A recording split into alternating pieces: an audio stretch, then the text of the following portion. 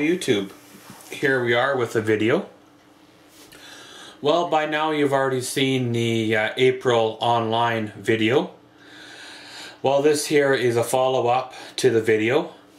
Of course, in that video we featured some of the online buys that I have made recently. Well, one of the items here was, of course, inside this plastic gray wrap packaging, and of course it was a camera light. So let's tear on into her here.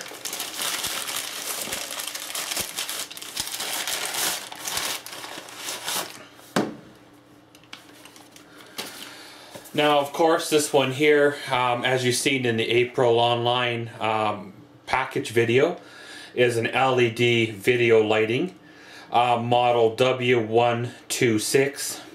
Now, one thing neat about this light here is it has interchangeable light filters to give kind of a different color to your lighting that you're making. As well as it can run on AA batteries, 6 of them. Looks like she can run on a Panasonic lithium battery as well as a Sony lithium battery too. So basically they say it can use up to 5 types of battery power. So that's kind of neat because, well, everybody has batteries kicking around from camcorders, because everybody has AA batteries, and if they don't, they have like a Panasonic camera or Sony camera or so. And if not, you can easily pick up a battery online for quite reasonable. So let's tear on into her and let's see how she goes. So of course, flipping down the old flap here, kind of get a first look at the product on the inside. You see you got the yellow type of filter right here. Have the lighting itself, and then the top filters. So we'll give those a pull out. First thing to come out, of course, is the hot shoe mount. One thing I like about this is it's got a 1/4 inch bolt mount on the bottom, as well as the rectangle, as well as the square hot shoe mount. And up top here there is another 1/4 inch mount, which basically that's what mates up into the bottom of the device. So of course you got the blue filter here, you have a red filter here, and there's kind of a pink or magenta. I know it's not showing up on the camera screen, but it is, and kind of a yellow as well. And then there's your natural LED light as well. Of course, here's your wonderful instruction books and all that too.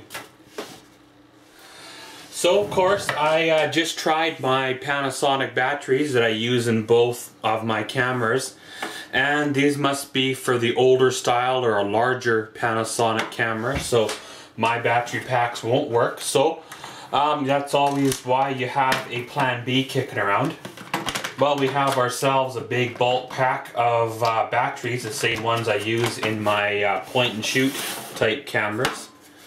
So we will load those all up into here, taking off the little trim ring, putting, of course, positive to positive, negative to negative, just like loading up all the other devices that I'm sure you've done over the years. So we'll replace the old trim ring here. Then she should be ready to power on. Right here we have an on-off button, and then kind of a lighting effect button here to make it brighter or dimmer.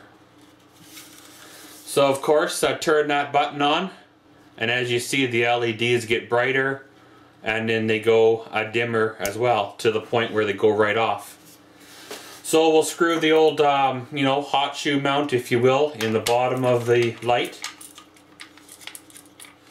Now, of course, I picked up this device for a reason. Well, a little while ago I picked up a camera mount handle, and what I find, of course, with the camera mount handle now, I want a light to complement it as well. So of course, being the light had the hot shoe mount, this just slides on into the hot shoe mount. Pretty much, guys, like that. You see you have the light on top and then the camera on the bottom. Now, of course, I am going to film the following footage with the Panasonic HC-V500s. So, of course, I will kill the overhead light and the room lights, and then we'll go to the Panasonic HC-V500 footage. So now, of course, she is completely dark. We will turn on our camera handle light now. And as you see there, you see the light source get brighter and brighter. Right now, she is at full capacity.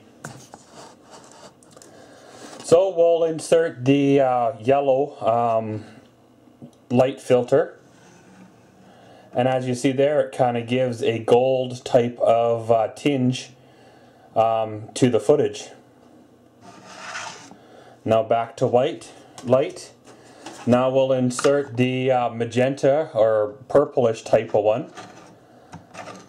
And of course that kind of gives a bit of a pinkish tone to the coloring as well. And now we'll insert the red, red lens.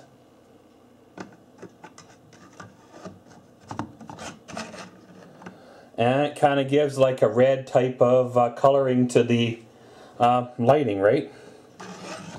And now we'll insert the blue lens to the light.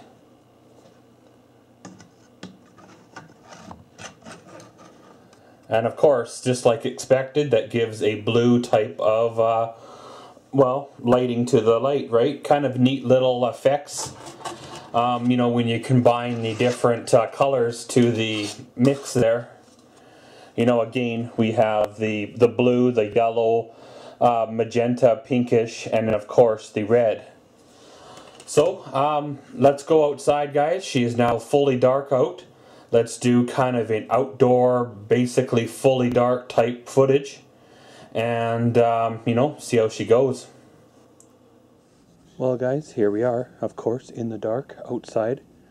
The only real lights you're seeing are the solar lights. So we'll turn on the LED camera light, and basically, as you see here, the surrounding areas start to illuminate. So here we are, about half power, if you want to say, and here we are at full power. So let's cut a lap around the yard. Yes, I know, I'm in the process of spring cleaning, that's why everything's a little upside down. But you shine her on down. It has a pretty good range to her, you know, it shines better than most flashlights that I own. You know, you can see various goodies and other stuff that I have kicking around the yard. My utility trailer full of former treasures and projects I've given up on, as well as, of course, the my vehicles and well, my trailer, right?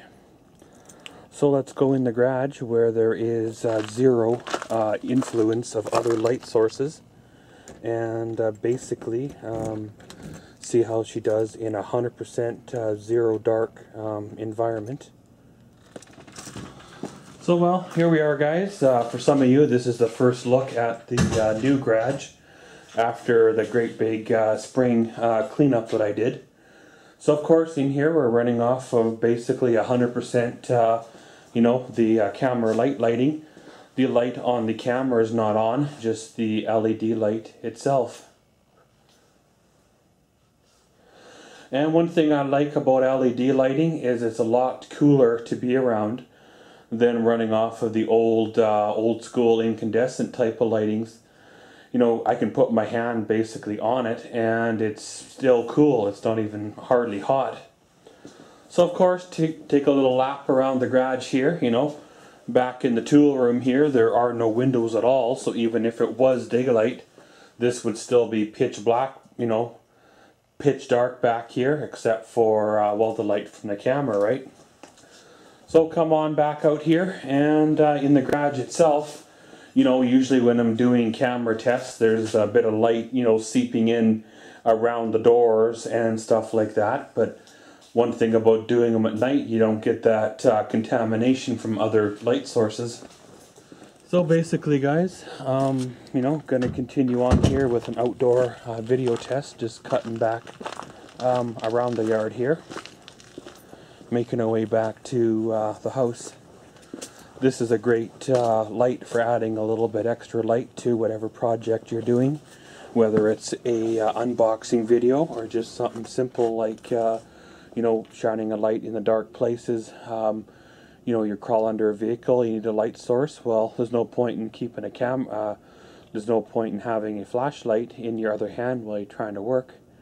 You got this here. It adds for you know, makes things easier, right? So let's go back inside for some final thoughts.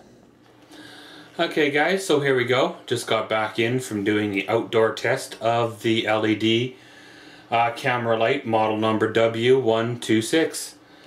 So of course it responded like you'd expect any type of bright light source to do, you know, flashlights, whatever you're going to use. I've made a few light mount, camera mount types in the past that took those little tiny point and shoot type of cameras, and they of course have a very narrow type of beam. Doesn't really flood the area, just kind of points in a straight ahead type of direction. Well, one thing I liked about this was kind of like using a spotlight or a good flashlight. It kind of broadcast the beam all over the place and kind of flooded your general area. I've been in certain situations, whether you're you know, crawling under a vehicle or working in a tight area where you got to have two hands to work and, you know, a third hand to run the camera. And having this type of light on your, you know, camera or camera handle, depends on how your setup is, you know, frees up a hand to do other things, right?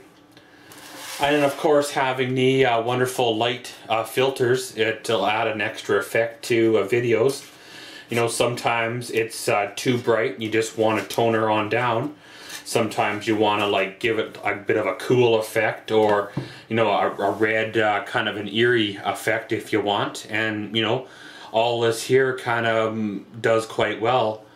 The only drawback that I can say about it right now at the moment is, well, the battery for the Panasonic doesn't work in there. However, you can't expect it to, because, well, they didn't specify a model or a type of battery, and of course mine being a newer camera, the battery will be smaller as well, right?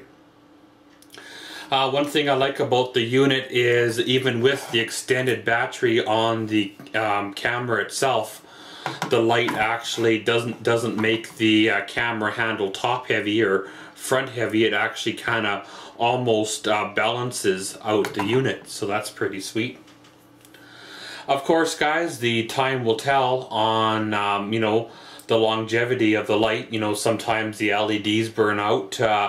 I've seen people around town with those fancy LED tail lights that are just a few months old, and they're already having issues with them. So, you know, something like this, you know, being a cheaper quality, cheaper price, you'd think maybe there may be issues eventually with the LEDs, but again, time will tell on that. But guys, that's been an unboxing, a little bit of a review, and kind of an operations check of a LED video lighting, model number W126.